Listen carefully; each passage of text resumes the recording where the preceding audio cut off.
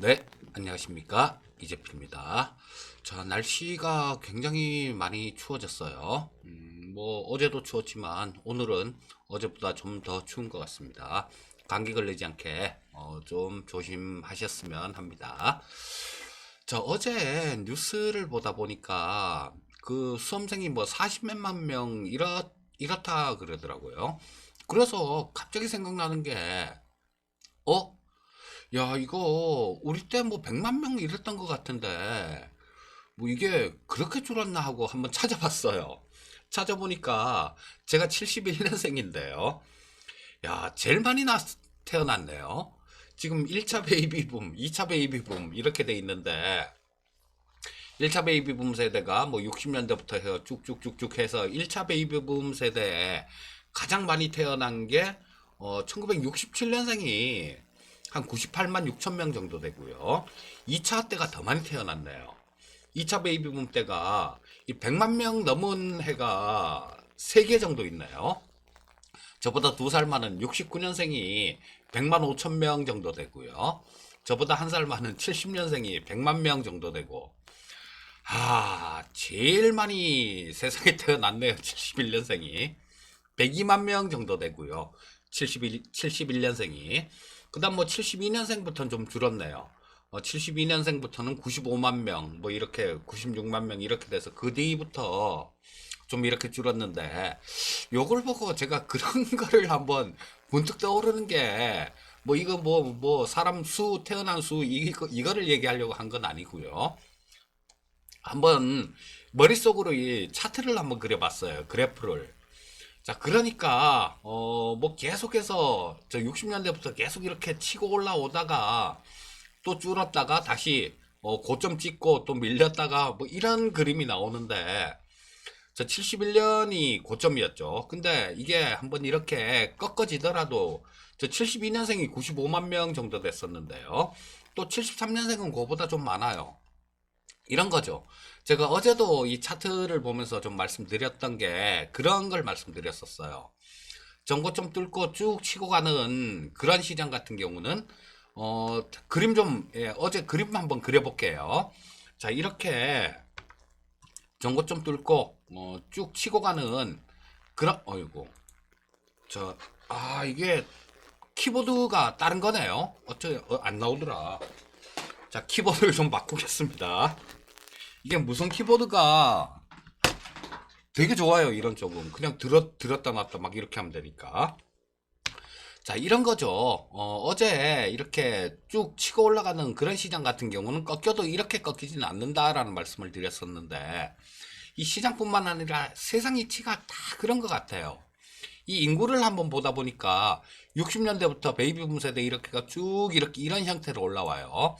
그리고 71년도 제가 태어난 해 여기가 제일 고점이었어요. 그리고 72년도 같은 경우는 좀 줄었다가 그다음 73년도 같은 경우는 또 좀 늘었어요. 이런 게 그 엘리어트가 그런 얘기를 했다 그러죠.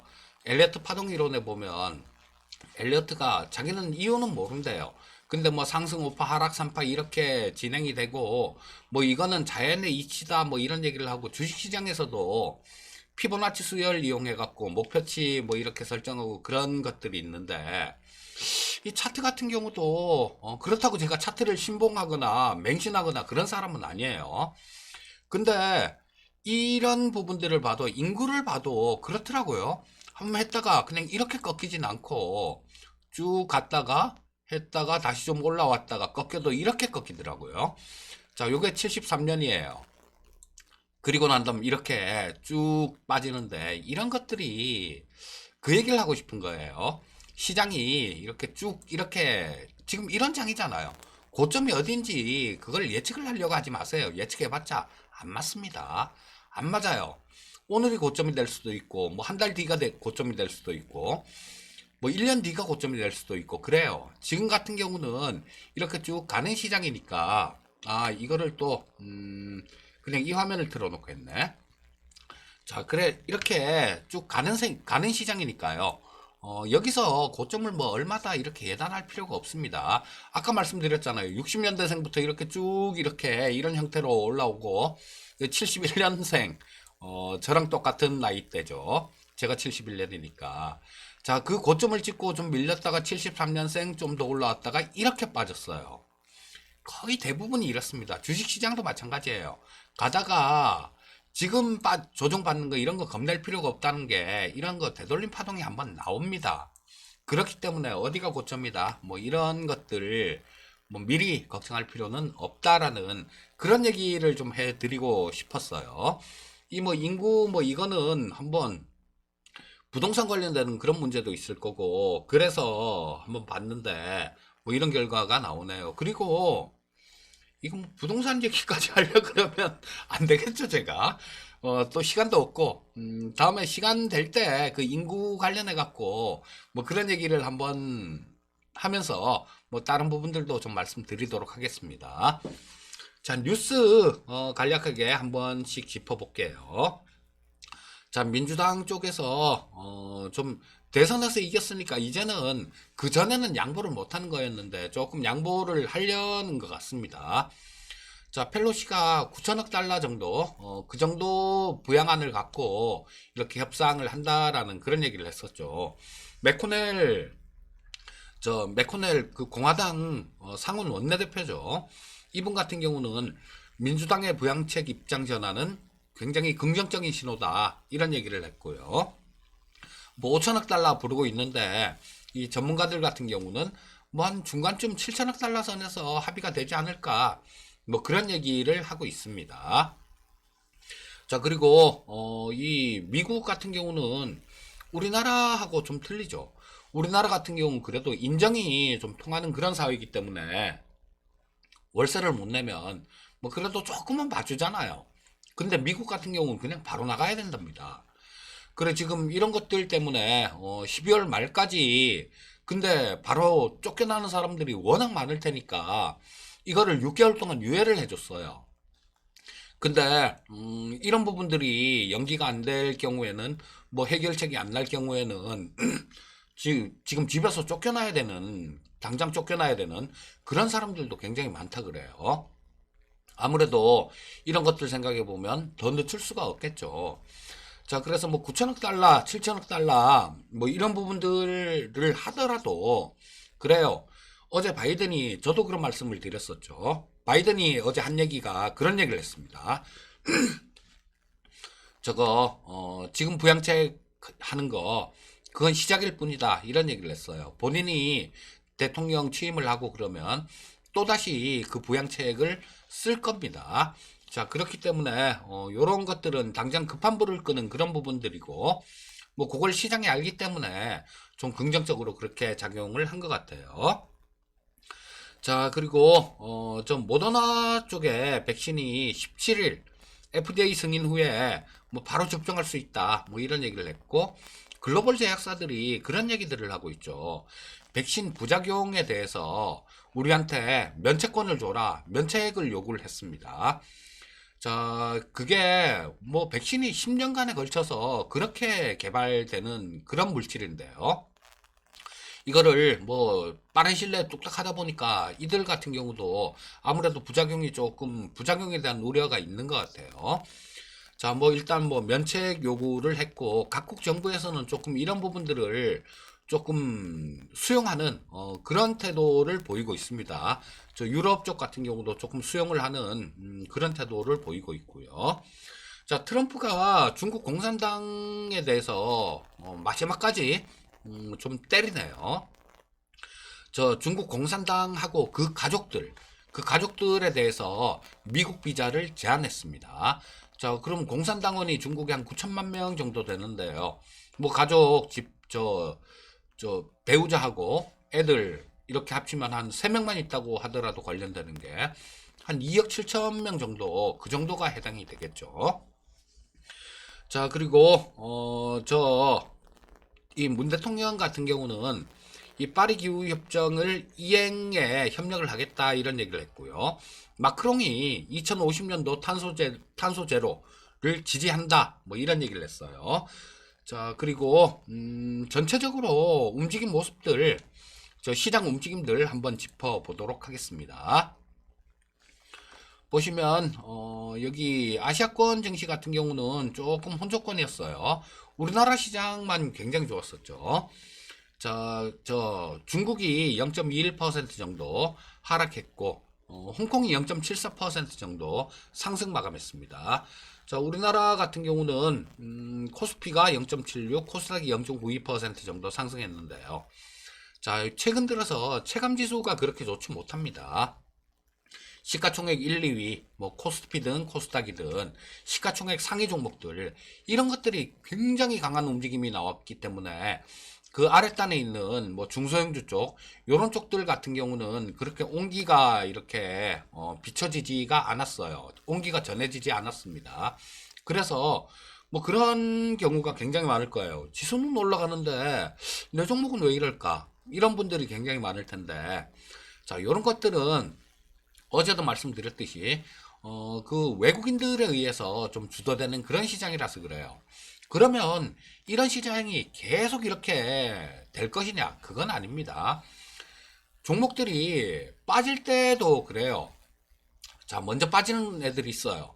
먼저 빠지는 애들이 있는데 어느 정도 임계점을 지나고 나면 이 먼저 빠진 종목들 이런 것들 뿐만 아니라 다른 거 잘 버티고 있던 종목들 이런 것들도 같이 동반해서 이렇게 급락하는 그런 경우가 굉장히 많아요.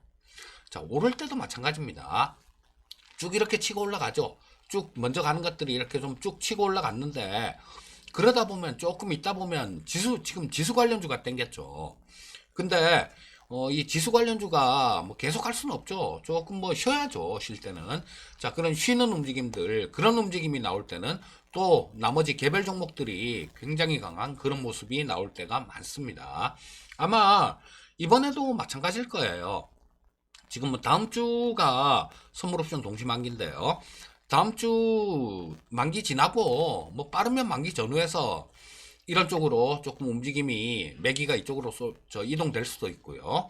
뭐 늦어도 12월 저 하순 정도 그때 정도부터는 이 중소형주 쪽에서 상당히 좋은 모습들 그런 모습들이 나올 가능성이 굉장히 높습니다. 그리고 그 장은 1월 달 정도까지도 쭉 이어질 가능성이 상당히 높아요. 그러면 지금 상태에서는 어떤 게 현명하겠습니까?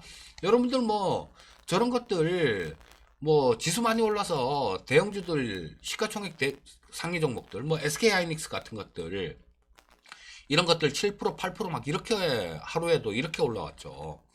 자, 근데 저런 것들 오른 거 지금 뭐 마냥 배합할 일은 아닐 거예요. 또 이 중소형주 쪽이 움직이기 시작하면 이런 것들은 상한가도 나오잖아요. 그러니까 지금은 조금 차분하게 내 차례를 기다리는 그런 전략이 좋을 것 같습니다. 자, 얘기가 조금 길어졌네요. 또 이게 시간이 항상 바빠요. 얘기 조금 하다 보면 다우가 0.29% 올라왔고 S&P 500이 0.6% 정도 하락했고요. 0.06% 하락했고 나스닥이 0.23% 정도 하락했는데 요거는 제가 일어났을 때까지만 해도 상당히 좋았어요. 4시 50분에 일어나서 미국 시장을 좀 이렇게 보니까 뭐 다우가 250포인트 이상에 있었고 이 S&P 500도 마찬가지 플러스권에 이렇게 있었습니다. 자, 근데 저 장 막판 무렵에 쭉 밀렸어요. 자, 나스닥 10분봉 한번 보겠습니다. 자, 장 막판 무렵에 이렇게 급격하게 밀렸는데 요거는 다른 이유는 아니고요. 화이자 쪽 이 백신 공급에 대해서 공급 체인에 좀 문제가 발생했다라는 그런 뉴스 때문에 좀 쭉 밀렸는데요. 자, 이런 부분들 같은 경우는 뭐 그렇게 큰 그런 부분들은 아니다라고 봅니다. 뭐 어떤 이 뭐 70도 마이너스 70도죠. 이 화이자 백신 같은 경우는 그렇기 때문에 얼마든지 뭐 좀 기술적으로 문제가 있을 수도 있어요. 그런데 또 거기에 따른 해결책도 나오긴 마련입니다. 벌써 저 한 15분 정도 지났으니까 좀 빨리 가겠습니다. 자, 국내 증시 수급 동향 한번 짚어보도록 하겠습니다. 저 보시면 어제 외국인들은 한 2,100억 정도를 또 샀죠. 그래서 엊그저께에 이어서 어제도 상당히 좀 계속해서 순매수를 이어가는 그런 모습이었고요. 기관들은 얄밉죠. 네, 기관들이 한 3,800억 정도를 팔았고 개인이 1,700억 정도를 샀습니다. 자, 코스닥 시장도 마찬가지예요. 코스닥 시장도 기관이 한 613억 정도를 팔았고요. 여기서는 외국인들이 한 279억 정도 팔았네요. 개인 투자자들이 1554억을 샀고요. 자, 선물시장 수급 한번 보면 선물시장에서 외국인들은 그냥 쳐다보고 있었죠. 쳐다보고 있었습니다. 뭐 장중에는 요게 조금 순매수도 있긴 있었는데 뭐 최종 집계된 그런 수량 같은 경우는 외국인들 136억 정도 순매도했는데 뭐 선물시장에서 136억이면 그냥 쳐다본 겁니다. 자, 뭐 선물시장 같은 경우는 어제는 특별한 그런 동향은 없었어요. 자, 옵션 시장에서는 외국인들도 콜옵션을 57억 정도를 팔았네요. 금융투자가 콜을 7억 정도를 팔았고요. 자, 그 다음 푸쪽 보게 되면 외국인들 풋 1억 순매도, 금융투자 풋 9억 순매수. 자, 그래서 좀 위쪽으로 조금 막혀있는 듯한 그런 느낌이 듭니다, 이제는. 위쪽으로 조금 막혀있는 그런 느낌이 되니까, 뭐, 요런 부분들 같은 경우는 그동안 워낙 쉬지 않고 올라왔으니까, 뭐, 거기에 따라서 조금 좀 뭐, 횡보하거나 좀 조정받는 그런 모습이 나올 가능성들, 요런 가능성들도 옵션 수급에서도 조금 나오고 있네요. 자, 일단 전체적으로 저 코스피 10분봉을 한번 보면서 전체적인 흐름 한번 짚어보도록 하겠습니다. 자, 여기 보시면 제가 가끔 가다가 이 차트를 볼 때 이 화면을 안 켜놓고 뭐 혼자 그림 그리고 막 떠들어서 좀 그렇죠. 자, 코스피 요거 10분봉입니다. 보시게 되면 어제 같은 경우도 좀 굉장히 견조한 그런 모습이었죠. 자, 아침에는 조금 왔다 갔다 하는 그런 것들이 있었어요. 조금 뭐 등락을 조금 하다가 조금 조정받았다가 올라왔다가 조정받았다가 장 막판 무렵에 또 강하게 이렇게 좀 땡겨 올리는 그런 모습이 나타났죠.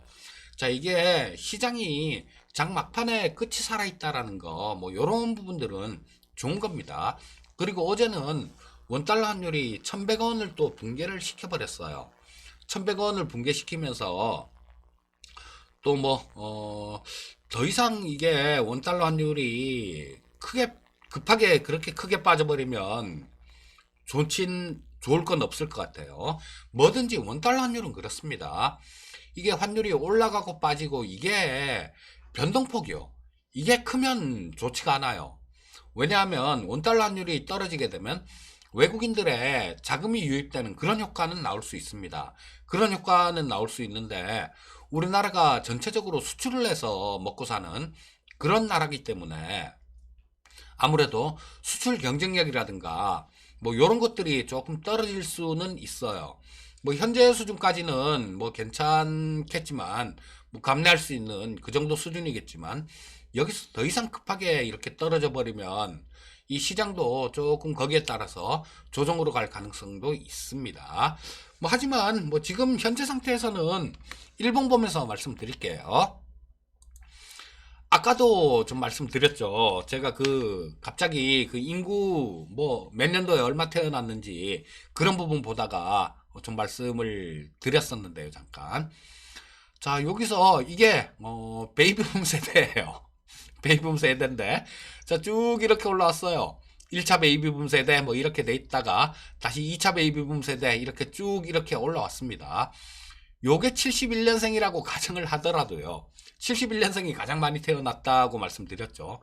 그러고 보면 제가 제일 좀 많이 태어난 그 해에 태어났으니까 경쟁도 제일 심하게 살았네요. 그러고 보니까 참네. 자, 어쨌거나 이런 모습이 나왔죠. 자, 이런 모습이 여기가 만약에 고점이라고 하더라도 여기가 고점이라고 하더라도 이런 모습 없습니다. 자, 여기서 좀 쭉 이렇게 됐다가 다시 이렇게 한번 되돌아 나오는 그런 움직임들이 있어요. 어디가 고점일까? 어디에서 주식을 팔을까? 이런 고민들은 이때 하는 겁니다. 이때 이 국면에서 야, 이걸 뚫고 갈 것이냐 아니면 여기서 뚫고 가지 못하고 밀릴 것이냐. 여기서 고민을 하는 거지. 지금 이렇게 쭉 이렇게 강하게 움직이고 있는 이런 상태에서는 야, 여기서 꺾어지는 거 아니야? 이런 걱정을 할 이유도 없고 할 필요도 없고 그렇습니다. 그냥 지금은 뭐 그냥 잘 가고 있구나. 뭐 그렇게만 보고 대응을 하시면 돼요. 단 그런 부분들은 있어야 됩니다. 뭐 지금 쫓아다니고 이런 거는 안 좋아요. 주식시장에서는. 뭐 항상 쫓아다니는 분들 보면 나중에 피를 보는 경우가 굉장히 많았습니다. 그러니까 자, 지금 같은 경우는 만약에 뭐 놓쳤다라면 주식 투자하다 보면 놓칠 수도 있는 거죠. 그거 어떻게 올라오는 것마다 콕콕 찍어갖고 다 수익이 날 수 있겠습니까? 불가능한 거예요. 만약에 놓쳤다 싶은 분들 계시면요, 그냥 기다리세요. 그냥 기다리다 보면 뭐 12월 중순 이후 뭐 1월 달 뭐 이때는 매장도 올 겁니다. 자, 그렇게 대응하시면 될 거고요. 자, 뭐 오늘도 그 조금 그 부분은 조금 신경 써서 보시면 좋을 것 같아요. 미국 시장이 장 막판 무렵에 상승폭을 다 반납했기 때문에 8시부터 시작하게 될 미국 증시 선물 시장이요. 선물 시장 동향을 좀 이렇게 잘 좀 보시고, 그리고 장 초반의 수급들, 요런 것들을 잘 보시면, 뭐 오늘도 시장 대응하기에 그렇게 무리가 없는 그런 시장이 될 겁니다. 자, 이번 한 주도 수고들 많으셨고요. 예, 오늘도 성공 투자하시고, 저는 다음에 또 뵙도록 하겠습니다. 감사합니다.